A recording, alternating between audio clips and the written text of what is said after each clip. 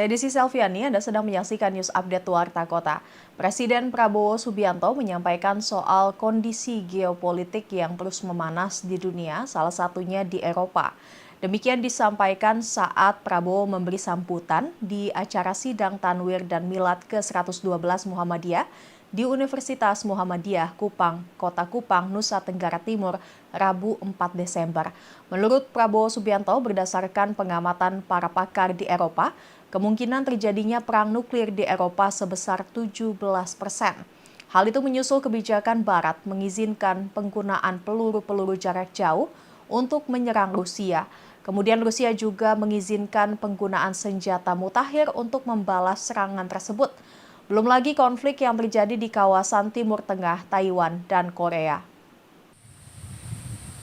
Apa yang terjadi di Gaza? Lihat. Anak-anak tidak berdosa. Angka terakhir diperkirakan 5.000 anak di bawah umur 1 tahun mati terkubur. Ribuan lagi kita tidak tahu. Belum anak di atas 1 tahun, belum orang tua, belum ibu-ibu. Libanon, jutaan warga Libanon mengungsi, hilang rumah. Tapi Barat, saudara-saudara sekalian,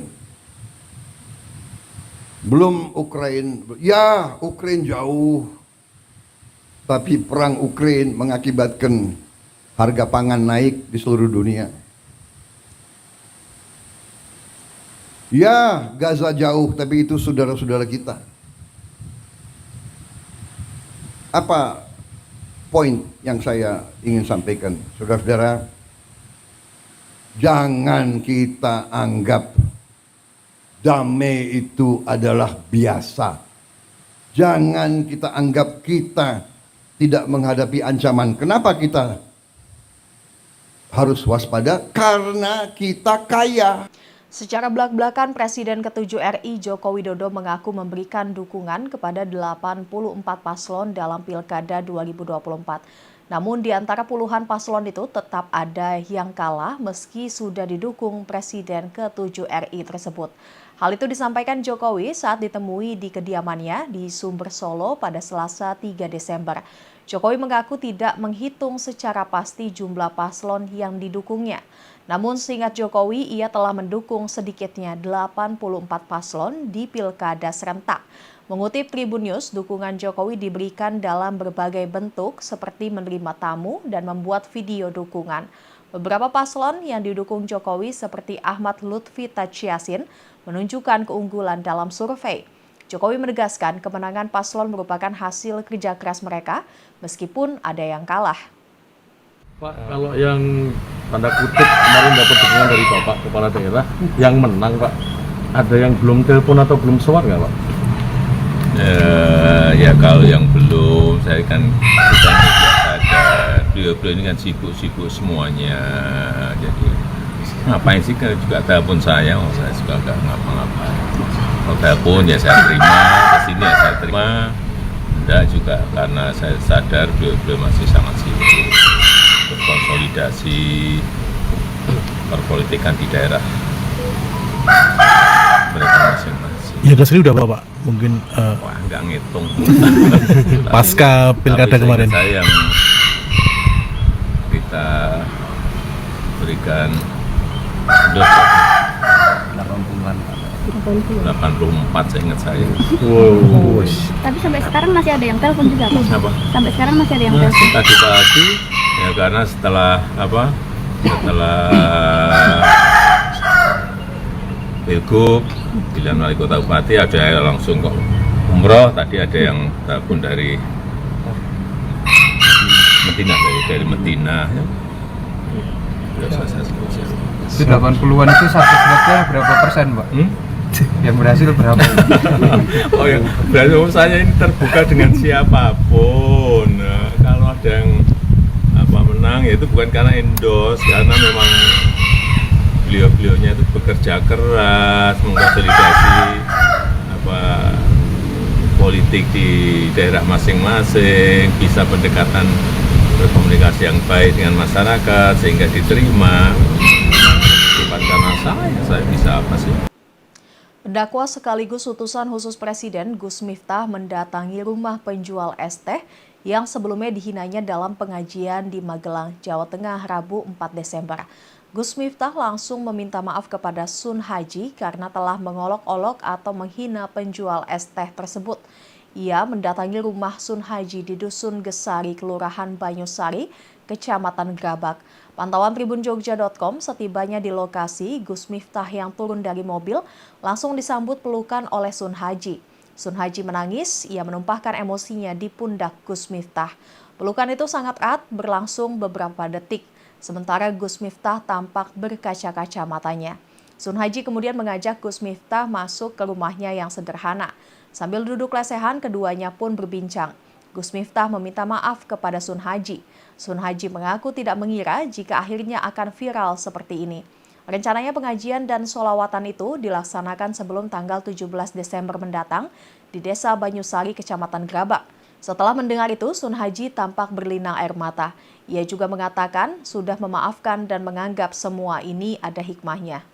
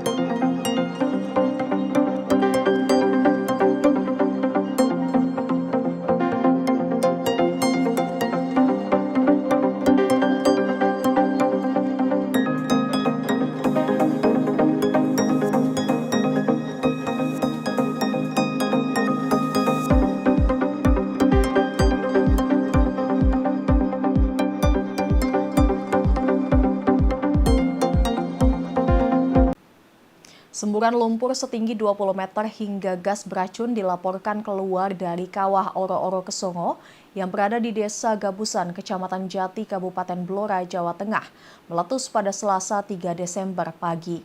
BPBD Blora meminta masyarakat untuk tidak beraktivitas di sekitar kawah Oro-Oro Kesongo. Pasalnya, kawah Oro-Oro Kesongo meletus hingga menyemburkan lumpur panas dan gas beracun pada Selasa 3 Desember pagi. Tim Reaksi Cepat atau TRC BPBD Blora, Agung Triyono mengatakan setelah mendapatkan informasi Oro-Oro Kesongo meletus dari warga, pihaknya langsung meluncur ke lokasi. Agung menjelaskan bahwa kawah Oro-Oro Kesongo meletus diakibatkan karena tekanan gas dari bawah yang sangat besar. Pihaknya mengimbau kepada masyarakat sekitar untuk tidak mendekati area Oro-Oro Kesongo, sebab gas beracun yang dikeluarkan sangat berbahaya bagi kesehatan masyarakat. Kesongo meluap lagi. Para warga berhati-hati, gas beracun yang membahayakan.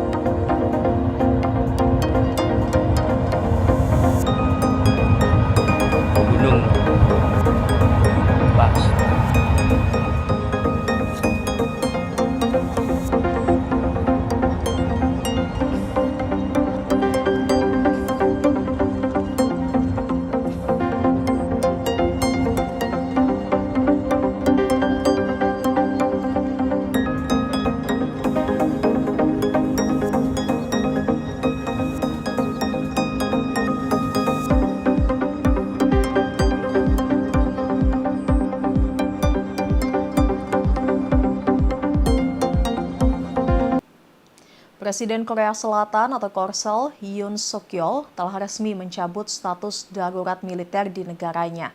Namun semua itu belum berakhir. Pengunjuk rasa masih bergerak dan membuka peluang Yoon untuk dimakzulkan. Darurat militer baru dicabut pada Rabu 4 Desember pukul 4:30 pagi waktu setempat. Adapun dengan pencabutan tersebut, maka status darurat militer di Korsel hanya berlaku 5 jam saja sejak pertama kali diumumkan pada Selasa 3 Desember pukul 11 malam waktu setempat. Di sisi lain, pengumuman pencabutan Yoon itu dilakukan 3,5 jam setelah Majelis Nasional Korea Selatan menolaknya. Dengan pencabutan ini, Yoon sekaligus mengumumkan penarikan seluruh pasukan militer yang diserahkan ke kota-kota di Korea Selatan. Penarikan pasukan militer menyusul permintaan Majelis Nasional untuk mencabut darurat militer beberapa waktu yang lalu. Namun pencabutan darurat militer oleh Yoon diwarnai sejumlah syarat, di mana dirinya meminta Majelis Nasional menghentikan upaya pemakzulan kepadanya secara berulang-ulang. Selain itu, dia juga ingin agar Majelis Nasional tidak mempersulit untuk menyetujui anggaran negara. Syarat yang diajukan Yoon ini lantaran Majelis Nasional yang dipimpin oleh anggota partai oposisi, pemerintah telah berulang kali mengajukan pemakzulan kepada para pejabat pemerintah dan mendorong agar ada pemotongan anggaran. Yoon menyebut para anggota Majelis Nasional sebagai kekuatan anti negara. Sebelumnya, Yoon menyebut alasan dirinya mengumumkan adanya darurat militer lantaran Partai Demokrat yang merupakan partai oposisi dianggapnya melakukan kegiatan inkonstitusional sehingga melumpuhkan administrasi negara. Selain itu, dia juga mengumumkan tindakan ini diperlukan untuk melindungi negara dari kekuatan komunis.